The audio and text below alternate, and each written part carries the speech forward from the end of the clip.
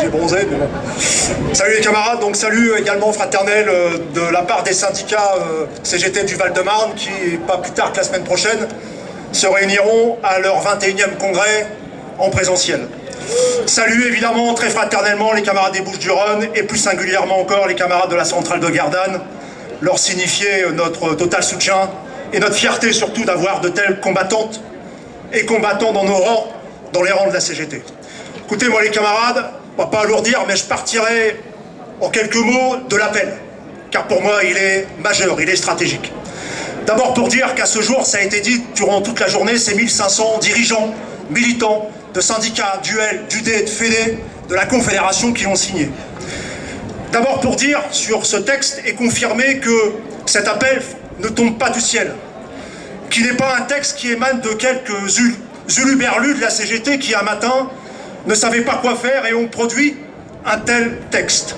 Ce texte, en vérité, prolonge plusieurs actions et initiatives que nous avons prises ensemble. Je rappellerai la manif nationale à Paris avec les Gilets jaunes en 2018, la marche pour l'emploi et la dignité en octobre 2019 à Paris, précédée elle-même par plusieurs marches, notamment ici dans les Bouches-du-Rhône. Les assises de Martigues, évidemment. Puis, plus près de nous, ça a été dit également, notre participation récente à la manifestation nationale contre les licenciements, organisée par nos camarades des TUI France, avec les Sanofi, les Cargill et bien d'autres, le 23 janvier dernier. Nous sommes aujourd'hui clairement dans la continuité de ce travail commun entre plusieurs organisations de la CGT. La deuxième chose que je voudrais souligner, toujours sur ce texte, c'est évidemment l'importance de son contenu, de sa clarté idéologique, revendicative et politique. Sa dimension combative, bien sûr, et aussi sa dimension internationaliste, je vais y revenir. Pour ces deux raisons, nous avons besoin de prendre dès aujourd'hui, les camarades, des dispositions pour muscler le nombre de signataires, valoriser ce texte, en débattre partout dans nos syndicats, nos unions locales et sur nos lieux de travail. L'analyse que nous produisons dans ce texte ne peut pas rester que dans les mains de quelques camarades convaincus, même quand nous sommes des centaines, voire des milliers à l'avoir signé.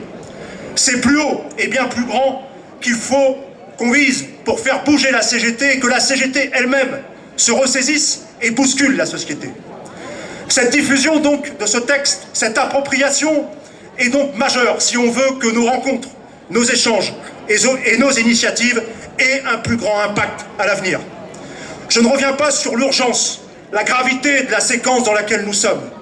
L'hécatombe sociale, économique, politique, sanitaire et démocratique dans laquelle nous sommes. La crise sanitaire, la pandémie, sont utilisées comme des opportunités par le camp d'en face. Ils instrumentalisent la crise pour amplifier, accélérer la destruction de notre modèle social, pour nous faire payer l'ardoise de la Covid-19. C'est ce qu'ils appellent la stratégie du choc. Face à cette violence sociale, les camarades, on ne tergiverse pas, on ne se résigne pas, on ne tremble pas devant les adversaires de classe. On s'organise, on milite, on convainc. On se dit que pour convaincre, il faut d'abord que nous-mêmes nous soyons convaincus et qu'il n'y a que ceux qui ne luttent pas qui ont perdu d'avance. Il n'y a que ceux qui n'ont pas d'objectif qui ne pourront jamais les atteindre. C'est pas notre cas ici et ça ne peut pas être le nouvel ADN de la CGT. Le socle des colères existe, le mécontentement est profond et touche tous les secteurs professionnels. Les aspirations sont immenses, les moyens pour vivre, mieux sont gigantesques. Enfin, les richesses sont, elles, exponentielles. Nous avons les idées, les camarades. Nous avons les solutions de sortie de crise. Nous avons l'outil syndical, la rage et la détermination. C'est donc à nous toutes et à nous tous que revient la responsabilité vitale de mieux nous organiser, de ne rien lâcher, d'élargir notre réseau de résistance, de ne rien céder dans la bataille idéologique importante pour agir sur les consciences quant à la nature des enjeux, leur origine, l'origine de la crise et les issues possibles.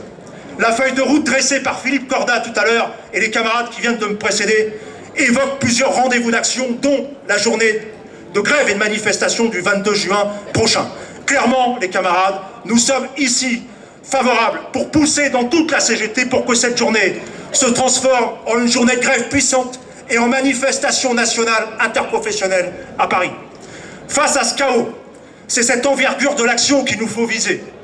C'est ça qui va aussi nous booster cet été pour une rentrée sociale combative et d'affrontement. Camarades, on ne peut pas nous quitter sans dire un mot sur l'international. Palestine, Colombie, ça a été dit, des choses graves se déroulent. Des massacres ont lieu en ce moment. Au Chili, un vent d'espoir se lève. À Cuba, nos camarades sont quasi retournés dans la période spéciale des années 90. Nous savons aussi ici ce que cela signifie, la période spéciale. Ça veut dire très clairement les pénuries alimentaires, les pénuries sanitaires, les pénuries matérielles, bref, de quoi vivre pour continuer à résister. Courageusement, vous le savez, nos camarades cubains résistent depuis plus de 60 ans. Le peuple de Cuba se bat pour faire vivre coûte que coûte son socialisme. C'est à ça qu'il s'attaque. Je termine là-dessus. Le 23 juin prochain, Cuba va à nouveau présenter devant l'Assemblée générale de l'ONU sa résolution. Ça fait 15 ans, 20 ans que cette résolution est votée massivement par les pays. Seuls 3 pays s'y opposent, les États-Unis, le gouvernement d'Israël et le Brésil, les fachos brésiliens. Tout le reste des pays votent cette résolution pour la levée du blocus à Cuba.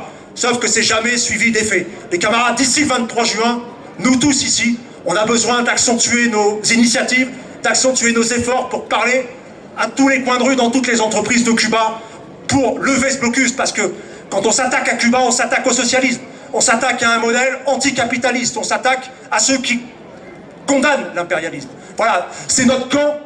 Je trouve que dans la CGT, on n'en parle pas assez. Ici, je sais qu'on le fait beaucoup dans les Bouches-du-Rhône et ailleurs. Les camarades, accentuons aussi nos efforts vis-à-vis de nos camarades cubains. Merci.